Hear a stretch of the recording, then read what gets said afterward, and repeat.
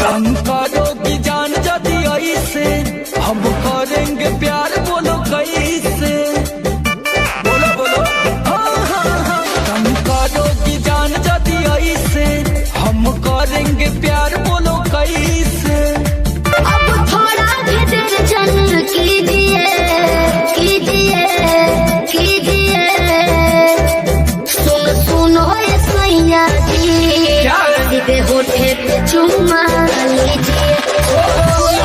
सैया जी सीधे होठे पे चुम्मा लीजिए।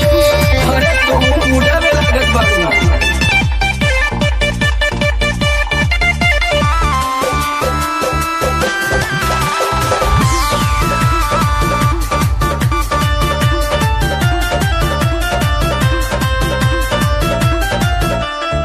काहे करते हो लेट, होठ हुआ चॉकलेट खाके जल्दी खत्म कर दो।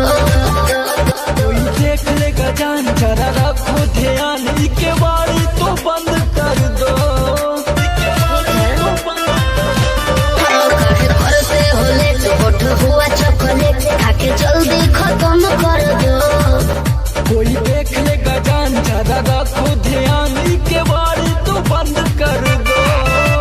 प्यार करने में भाषण ना दीजिए दीजिए।